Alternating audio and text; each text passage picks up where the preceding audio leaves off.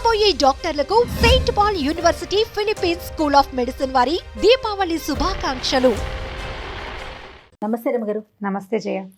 రమగారు, దీపావళి పండుగ అందరికీ తెలిసింది. లక్ష్మీదేవి పూజ చేసుకుంటాం, చక్కగా దీపాలు పెట్టుకుంటాం. పిల్లలు టపాకాయలు కాల్చిన పిల్లలు కానీ పెద్దవాళ్ళు కానీ పండగ విశిష్టత ఒకసారి మాట్లాడుకుందాం. మనం ఇంతకుముందు ఒక వీడియో చేసాము, ఎలాంటి జాగ్రత్తలు తీసుకోవాలి, మనం ఎలాంటి బట్టలు వేసుకోవాలి, టపాకాయలు కాల్చేటప్పుడు ఎలాంటి జాగ్రత్తలు తీసుకోవాలి మాట్లాడుకున్నాం కదా. ఈరోజు పండగ విశిష్టత ఒకసారి మాట్లాడుకుందాం. మామూలుగా దీపావళి పండుగ అంటే ఒకరోజే చేసుకుంటున్నాం లెక్క ప్రకారం కదా. పండుగ రోజు పొద్దునేవో వంటలు చేసుకుంటాం, సాయంకాలం దీపాలు పెట్టుకుని లక్ష్మీ పూజ చేసి టపాసులు కాల్చేస్తాం. సాధారణ లెక్క ఇది. అయితే దీనికి ముందు రోజు ఉంది కదా, చతుర్దశి. నరక చతుర్దశి వల్లే మనం దీపావళి చేసుకుంటున్నాం అనేది కథ. మామూలుగా మన పండగలన్నీ పురాణ గాథల్ని అనుసరించే కనపడుతూ ఉంటాయి మనకి. ఏదో ఒక పురాణంలో ఒక విషయం జరిగి ఆ సందర్భంగా ఈ పండగ జరుపుకుంటున్నాం. అన్ని పండుగలు కాదు, కొన్ని కనిపిస్తాయి. ఇప్పుడు దసరా చేసుకున్నాం మొన్నటిదాకా. అమ్మవారు సాధించిన విజయాలు, ఆవిడ చండాసుర ముండాసుర వధలు ఎలా చేశారు, ఆ రాక్షస సంహారం చేసింది, ఏ అవతారంలో ఏమేం చేశారు అవి చేసుకున్నాం కదా మొన్నటిదాకా. ఇప్పుడు అవన్నీ దేవి పురాణ గాథలు మొన్న చేసుకున్న పండగ. ఇది ఏంటంటే ఈ ద్వాపర యుగం నాటి కథగా చెప్తాం. అంటే విష్ణుమూర్తి మన కృతయుగంలో, అంటే ఎప్పటి సంగతి ఇది, రాముడి కంటే ముందు, మనకంటే ముందు కృష్ణుడి కంటే ముందు రాముడి కంటే ముందు చాలా అవతారాలు ఉన్నాయి విష్ణుమూర్తివి. అందులో నరసింహ అవతారం ఉంది, తర్వాత వరాహ అవతారం ఉంది, మత్స్య కూర్మాలు కాకుండా వామన అవతారం కూడా కృతయుగంలోనే ఉంది. అవే కథలు కదా మనం చెప్పేది. అయితే ఈ కృతయుగం నాటు భూదేవిని హిరణ్యకశిపులని ఇద్దరు అన్నదమ్ములు ఉండేవాళ్ళని చెప్తాం కదా. ఈ హిరణ్యకశిపుల్లో హిరణ్యకశిపుడు ప్రహ్లాదుడి తండ్రి మనకు తెలుసు. అవును. హిరణ్యాక్షుడు అతని అన్న. ఈ హిరణ్యాక్షుడు ఏం చేశాడంటే భూమినట చాపగా చుట్టేసి సముద్రంలోకి తీసుకెళ్ళిపోయాడు తనతో పాటు. సముద్రంలో పడేస్తే ఈ సముద్రంలో ఉన్న భూమిని ఉద్ధరించడం కోసం విష్ణుమూర్తి వరాహ అవతారం ఎత్తి తన కోరలతోటి భూదేవిని పైకి తీసుకొచ్చారని చెప్తాం. అయితే ఈ దశావతారాల్లోనే వరాహ అవతారం కూడా ఉంది కదా. ఈ పైకి తీసుకొచ్చిన సందర్భంలో ఈ విష్ణుదేవుడు వరాహమూర్తి మరియు భూదేవి యొక్క సంయోగం వల్ల ఒక రాక్షసుడు అసుర సంధ్య వేళ జన్మించాడని చెప్తారు. ఆ జన్మించిన వాడే నరకాసురుడు. అయితే ఇది కృతయుగం నాటి కథ. వరాహావతారం కృతయుగంలో. అవును. కృతయుగం తర్వాత ఆవిడ వరాహావతారం అయిపోయింది, పరిసమాప్తి అయింది. విష్ణుమూర్తి స్వర్గానికి వెళ్ళిపోయాడు. భూదేవి యథాతథంగా స్వర్గానికి వెళ్ళలేదు, విష్ణుమూర్తి వైకుంఠానికి. భూదేవి యథాతథంగా తన మార్గాన్ని ప్రవర్తించడం మొదలుపెట్టింది. ఈ రాక్షసుడు తనే పెద్దవాడయ్యాడు. బాగా చాలా తపస్సులు చేశాడని, భూమిని ఆక్రమించి చాలా గొప్పవాడని పేరు తెచ్చుకున్నాడని చెప్తారు ఈ నరకాసురుడు. ఇది కృతయుగపు నాటి కథ. కృతయుగం తర్వాత మనకి త్రేతాయుగం వచ్చింది, శ్రీరామ అవతారం వచ్చింది. రామావతారంలో ఎంతమందో రాక్షసులను సంహరించాడు రాముడు. తర్వాత కృష్ణావతారంలో కూడా లెక్కకు మించిన రాక్షస సంహారం జరిగింది. ఈ రాక్షస సంహార క్రమంలో మొదట్లో ఎక్కడా మనకి నరకుడి కథ కనపడదు. కానీ కృష్ణుడికి వివాహాలన్నీ అయిన తర్వాత, సత్యభామతోటి కూడా వివాహం జరిగిన తర్వాత, అప్పుడు నరకుడి బాధలు పడలేకపోతున్నామని నారదుడు వచ్చి కృష్ణుడికి చెప్పాడని కథ మనం అది వింటాం. ఇది ప్రఖ్యాతమైన గాథ. ఇందులో ప్రశ్న ఏమిటంటే, కృతయుగం నాటి నరకాసురుణ్ణి ద్వాపర యుగం వరకు ఎందుకు ఎలా బ్రతికించి ఉంచారు అనే దానికి వాళ్ళు ఎవరైనా సమాధానం చెప్పాల్సిందే. కానీ అతను బ్రతికే ఉన్నాడు. బహుశా ఈ 2 యుగాలు అతను తపస్సు చేస్తూ ఉండుండొచ్చు. రాక్షసులు తపశ్చర్యలు హెచ్చుగా చేశారు. రావణాసురుడు కూడా చాలా తపస్సులు చేసే సాధించాడు. హిరణ్యాక్ష వరాలు అవి అంటారు కదా, హిరణ్యకశిపులు కూడా ఇలాగే రకరకాల తపస్సులు చేసి చాలా వరాలు సాధించి ఉంచారు. అయితే ఇప్పుడు ఇక్కడ ఏం జరిగింది, ఈ కృష్ణావతారం నాటికి ఈ నరకుడు 16,000 మంది గోపికల్ని, 16,000 మంది స్త్రీలని చెరపట్టాడని, ప్రాగ్జ్యోతిష్యపురం అనే ఒక నగరంలో ఉంటాడని, అతని చాలామందిని చెరపట్టాడని, వాళ్ళందరినీ విడిపించడానికి ఈయన వచ్చి యుద్ధం చేసి అతన్ని సంహరించమని అడిగాడు నారదుడు. అయితే ఆ నరకుడు పుట్టినప్పుడు వీడు రాక్షసుడని, ఇతడికి దుర్మరణం తప్పదని విష్ణుమూర్తి అంటే, భూదేవి ఇతడు సంతా కొడుకు కాబట్టి నువ్వు ఇతన్ని సంహరించద్దని వరం పొందిందట. ఓహో. భూదేవి తండ్రిని, నువ్వు రాక్షస సంహారివి, అందరినీ చంపుతావు, వీడు నీ కొడుకు, నువ్వు చంపద్దంటే, సరే అయితే నీ చేతిలోనే వీడికి మరణం ఉందని చెప్పాడు. ఇప్పుడు ఆ వరాన్ని ఆ దోషాన్ని సరి చేసుకోవడానికి భూదేవే సత్యభామగా పుట్టిందని ఈ కథలో మనం వింటాం. భూదేవి యొక్క అవతారమే సత్యభామ. తల్లి చేతిలోనే అతనికి మరణం ఉంది. తండ్రి చంపలేడు, ఎందుకంటే నేను చంపనని మాట ఇచ్చున్నాడు ఆయన. అయితే ఏమైంది, ఈ కృష్ణుడిని నారదుడు వచ్చి ప్రచోదనం చేశాడు, ఇలా జరుగుతోంది, ఆ నరకాసుర సంహారానికి నువ్వు ఉద్యోతడు వెళ్ళాలి, దేవతలు ఎవరు వాళ్ళ వల్ల కావట్లేదంటే ఈయన ఏం చేశాడు, యుద్ధానికి వెళ్తూ భార్యని వెంట పెట్టుకుని వెళ్ళాడు. ఆయనకి 8 మంది భార్యలు ఉంటే సత్యభామని ఎందుకు వెంబడి పెట్టుకెళ్ళాడు, అక్కడ అసుర సంహారం జరగాల్సింది ఆవిడ చేత్తో కాబట్టి ఆవిడని వెంబడి పెట్టుకెళ్ళాడు. ఈ వెంబడి పెట్టుకుని వెళ్ళిన తర్వాత ఆవిడ ఏం చేసాం, యుద్ధంలో మా కృష్ణుడు మూర్ఛపోతే ఆవిడ బాణం తీసి, ఒక వెల్లు తీసి బాణం వేసిందని. అవును, బాణం వేసింది. ఈవిడ బాణం తగిలేసరి కల్లా తల్లి చేతిలోనే మరణం ఉందని తెలుసు. తల్లి అని తెలిసింది. ఆవిడ కూడా అప్పుడు తన తాలూకు పూర్వస్మృతి కలిగింది. అప్పటిదాకా సత్యభామగా ఆవిడ నేను ఫలానా రాజుగారి కూతుర్ని, నా దగ్గర బోల్డ్ బంగారం ఉంది, నాకు ప్రేమించే భర్త ఉన్నాడని అహంకరించి ఉండేది తప్పిస్తే ఆవిడకి తన ఇంతకు ముందు జన్మలో ఎవరు అనేది జ్ఞానం ఆవిడకేం పెద్దగా లేదు. ఈ నరకుడి మరణం అప్పుడే ఆవిడ తెలుసుకుంది. ఈ నరకుడు మరణించింది ఎప్పుడు, ఈ చతుర్దశి నాటి రాత్రిపూట యుద్ధం చేయరు కదా అని అడుగుతాం. నేను నెక్స్ట్ క్వశ్చన్ అదే. మామూలుగా మనుషులతోటైతే చెయ్యరు, మానవ యుద్ధాలప్పుడు సాయంకాలం అవ్వగానే గంట కొట్టేస్తారు, యుద్ధం చేయకూడదు. నరకుడు రాక్షసుడు, రాక్షసులకి రాత్రిపూట బలం ఎక్కువ, వాళ్ళు ఎప్పుడు రాత్రిళ్లే యుద్ధం చేస్తారు. మనం పాండవ కురుక్షేత్ర యుద్ధంలో కూడా ఘటోత్కచుడు రాత్రి వచ్చి యుద్ధం చేశాడు. అవును, ఎందుకంటే రాక్షస నీతి అది, వాళ్ళు రాత్రిళ్ళు బలవంతులుగా ఉంటారు, నిశాచరులు అంటారు. అందుకని నిశాచరులకు బలం ఎక్కువ, రాత్రిపూట రాక్షసులకు బలం ఎక్కువ, అందుకని రాత్రిపూటే యుద్ధం జరిగింది. ఈ నరకుడిని సంహరించారు రాత్రి, చతుర్దశి నాటి రాత్రి. అతని మరణానికి సంబరాలు జరుపుకుందట ప్రపంచం అంతా.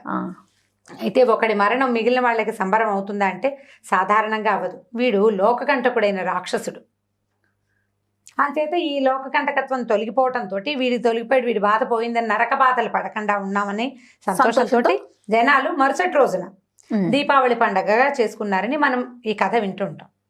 ఇది మనం పురాణ ప్రఖ్యాతమైన గాథ అన్నమాట. అయితే ఈ ప్రఖ్యాత గాథతో పాటు మనకి ఎట్లా చెప్తారంటే, ఇవి శరత్కాలం కదా, శరత్కాలము రాబోయే శీతాకాలానికి తొలిమెట్టు. దీని తర్వాత రాబోయే కార్తీక మాసానికి ముందు రోజులు ఇవి. కార్తీకం అంతా మనం భోజనం తక్కువ చేస్తాం, రోజు తెల్లవారుజామున లేచి స్నానాలు చేయాలి.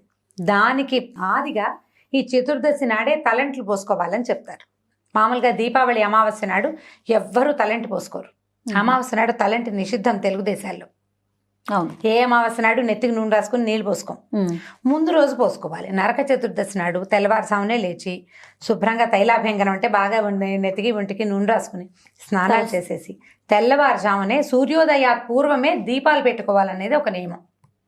మామూలుగా మనకు దీపావళి అంటే దీపాలు పెట్టుకోవడం, టపాసులు కాల్చుకోవడం, అవును, ప్లస్ కొత్త బట్టలు, స్వీట్లు, ఈ 4 చేస్తాం. దీనికి ముందు రోజు నరక చతుర్దశి నాడు తెల్లవారుజామున లేచి తలంటి పోసుకోవటం అనేది అది కూడా సాధారణ నియమమే. తలంటి పండగ నాడు పోసుకోం కదా, అన్ని పండగలకి ఆ రోజు తలంటి పోసుకుంటాం. మన సంక్రాంతికి కూడా చూడండి, భోగి నాడు తలంటి పోసుకుంటాం. అవును, భోగి నాడు తలంటి పోసుకుంటాం, పండగ నాడు ఇంకా తలంట్లు ఉండవు. ఈ దీపావళి కూడా అంతే, దీపావళికి భోగి కిందే లెక్క చతుర్దశి. ఇంకా రకరకాల విధి విధానాలు పాటించే నియమాలు ఉంటాయి. అంటే నరకుడికి, మన యముడికి తర్పణాలు వదిలిపెడతారు, యమతర్పణం అంటారు. ఉన్నవాళ్ళు ఎవరు తర్పణం విడవాలని వారికి కుటుంబాల్లో ఉంటుందో వాళ్ళు చేయాలి, వాళ్ళు చేసుకుంటారు, మిగిలిన వాళ్ళు అక్కర్లేదు. ఆడవాళ్ళు చేయాలా, ఇవన్నీ ప్రశ్నలు వేయకూడదు అసలు.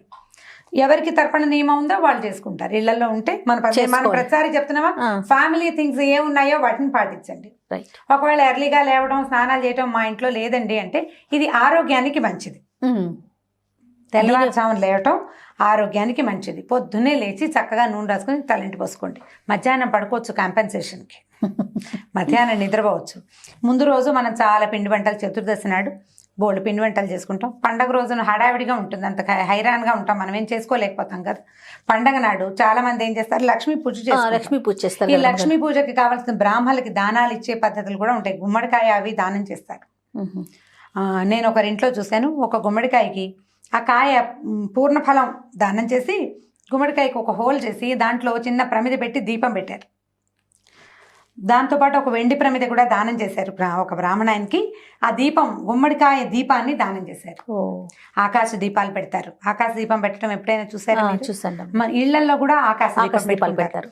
మా చిన్నప్పుడు నేను అంటే మా ఊర్లో కాదు, మేము ఆకాశ దీపాలు పెట్టడం నాకు తెలియదు. మా ఇంట్లో మేము వాకిళ్లలో దీపాలే పెట్టుకునేవాళ్ళం. నేను చూశాను. దోసకాయని, దోసపండు లోపల రౌండ్ గా తొలిచి అందులో చిన్న ప్రమిద పెట్టి పెట్టారు. నాకు ఒక 14-15 ఏళ్ళ వయసులోనో ఒకసారి. ఎంత బాగుందంటే అది భలే అందంగా ఉంది. దాన్ని వేళ్లాడదీశారు, పైన ఒట్టిలో పెట్టి పైకి పెట్టుకున్నారనమాట. ఆకాశ దీపం పెట్టుకుంటారు, వాకిట్లలో దీపాలు పెట్టుకుంటాం. దీపావళిని శ్రద్ధగా చేసుకోవాలి. ఎందుకంటే లక్ష్మికి చాలా ఆసక్తికరమైన రోజు, ఆమెకి ప్రీతట. దీపావళి నాడే ఆమె పుట్టిందని చెప్తారు. దీనికి బోలెడు చిన్న చిన్న చిన్న చిన్న కథలు ఉన్నాయి జయ. ఒకసారట దూర్వాసుడు అనే మహర్షి, దుర్వాస మహర్షి, అలాగే గుర్తుంది నాకు, ఇంద్రుడికి ఒక మా దేవతా పుష్పాల దండ ఒకటి ఇచ్చారు, ఒక అద్భుతమైన దండ ఇస్తే అతను అహంకారంతో ఆ దండని ఐరావతం మీదకి విసిరాడట. అతనికి వాహనం ఐరావతం తన ముఖం మీదకి పడిన ఆ దండని తొండంతో కిందకి లాగి కాళ్ళతోటి తొక్కేసినట. ఏనుగు తాలూకు సహజ లక్షణం. తొక్కేసేసరికి దూర్వాసుడు ఏ ఐశ్వర్యాన్ని చూసి ఇంత మదించి ఉన్నావో అది నీ నుంచి తొలగిపోతుందని శపించాడు. శపించేసరికి లక్ష్మీదేవి వెళ్ళిపోయింది. మొత్తం అంతా ఇతను రాజ్యాన్ని కోల్పోయాడు, స్వర్గాధిపత్యం కోల్పోయాడు దేవేంద్రుడు. అప్పుడే ఇంకెవరో ఒక రాక్షసుడు ఎవరో దాన్ని ఆక్యుపై చేసాడు. ఈ దుఃఖంతో ఇతను ఏం చేశాడంటే విష్ణుమూర్తిని అడిగాడట, లక్ష్మి నన్ను విడిచిపోయింది, నేను ఏం చేయాలో తెలియట్లేదంటే దీపాన్ని పెట్టుకుని, ఒక దీపాన్ని పెట్టి ఆ దీపజ్యోతికి నమస్కరించి దీపంలో లక్ష్మిని భావించు, ఆమె నీ దగ్గరికి తిరిగి వస్తుందని చెప్పారట. ఇది ఒక చిన్న పిట్ట కథ. రకరకాల దీంట్లో మళ్ళీ ఈ ముని కాదు ఆ ముని కాదు ఆ కథలు కూడా చాలా వినిపిస్తాయి మనకి.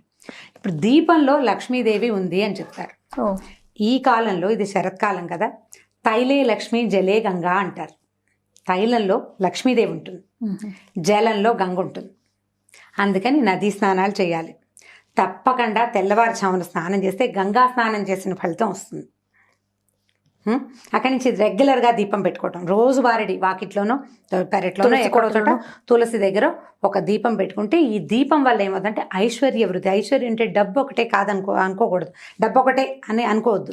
ప్రాస్పరిటీ, మనం అభివృద్ధి చెందటం, కుటుంబం వృద్ధి చెందటం, దానివల్ల దేశాభివృద్ధి జరుగుతుంది. తైలంతో దీపం, నువ్వులతోటి దీపం. చాలామంది ఎన్ని ఒత్తులు వేయాలి చాలా లెక్కలు అడుగుతుంటారు.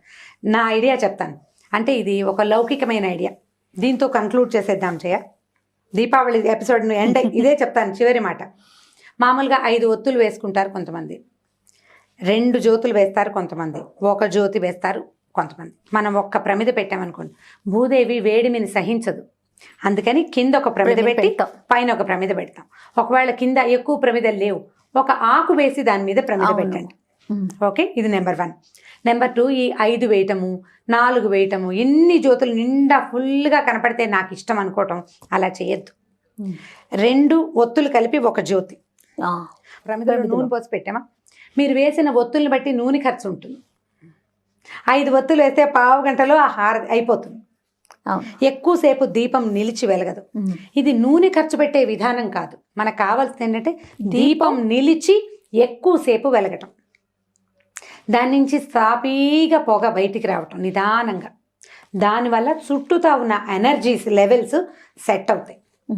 మనకు కావాల్సింది అది.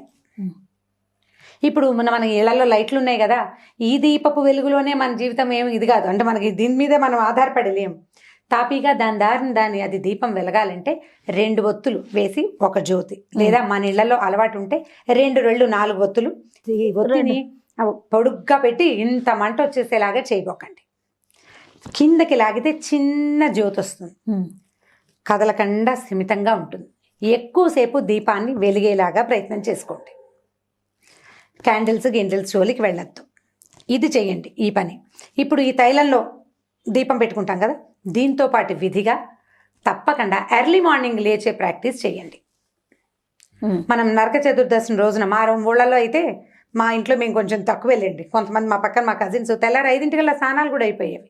మేము గుంపు ఎక్కువ కదా, కొంచెం లేట్ అయ్యేవాళ్ళం, సూర్యుడు వచ్చేస్తూ ఉండేవాడు. కొంతమంది అయిపోయేవాళ్ళు, కొంతమంది వెనక్కి మిగిలిపోయాడు. అంటే బద్దకిష్టులు వెనక్కి ఉండేవాళ్ళు అనమాట.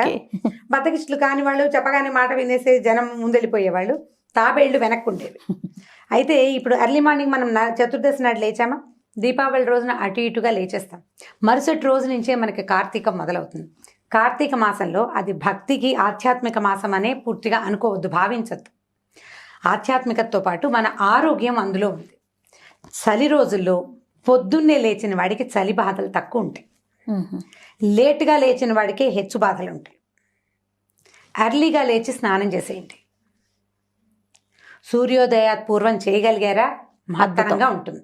ఒకవేళ చెయ్యలేము, మరీ ఎండకి పోనివ్వద్దు, పెందరాళే స్నానం చేయండి. కార్తీకంలో భోజనాలు తక్కువ చేస్తాం మనం కదా. చాలా మంది నక్తాలు ఉంటారు, మేము కూడా ఒక దశలో ఉండేవాళ్ళం. ఇప్పుడు బీపీలు వచ్చాక కొంచెం తగ్గించాం ఆ ధోరణి. పగలు ఉపవాసం, చీకటి పడ్డాక భోజనం. కార్తీక నక్తం ఉండలేము. 4 సోమవారాలు వస్తాయి, 2 ఏకాదశులు వస్తాయి, పౌర్ణమి వస్తుంది. ఇన్ని రోజులు పగలు భోజనం చేయకుండా రాత్రి భోజనం చేస్తాం. ఈ పొద్దున్నే లేవటం, ఆహారం తక్కువ తీసుకోవటం, రాత్రిళ్ళు పెందరాళే పడుకోవటం ఆరోగ్య రీత్యా చాలా అవసరమైనవి.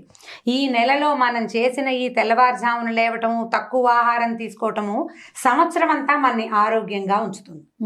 దీనికి ప్లస్ నువ్వు పెట్టే దీపం, ఆ దీపం నుంచి వచ్చే పొగలు అది ఇంటిని, లంగ్స్ని ఆరోగ్యంగా ఉంచుతాయి. జబ్బుల బారి పడకుండా, ఎందుకంటే దీని తర్వాత వచ్చేదంతా జబ్బుల రోజులే. అవును, థ్రోట్ ఇన్ఫెక్షన్స్, జ్వరాలు, తుమ్ములు, శీతాకాలం అంటేనే ఒళ్ళు నొప్పులు. ఈ బాధలు రాకుండా ఉండాలంటే ఈ ముందువి మనం పాటించుకోవాలి. ఆరోగ్య రీత్యా కూడా ఇది బాగా ఉపయోగపడుతుంది. దీపావళిని సరదా సందడి పండగగా ఎలా భావిస్తున్నామో దాంతో ఆరోగ్యాన్ని ఇచ్చే పండగగా కూడా భావించి మరుసటి రోజు నుంచి ఎర్లీగా లేవాలి అనేది ఒక్క నియమం పెట్టుకోండి. మీరు గుళ్ళోకి వెళ్ళదని రివర్స్లో చెప్తున్నాను అనుకోకండి. వెళ్ళకపోయినా పర్వాలా, గుళ్ళోకి వెళ్ళకపోయినా పర్వాలా, నష్టం లేదు. పొద్దున్నే లేవడం మాత్రం పెట్టుకోండి.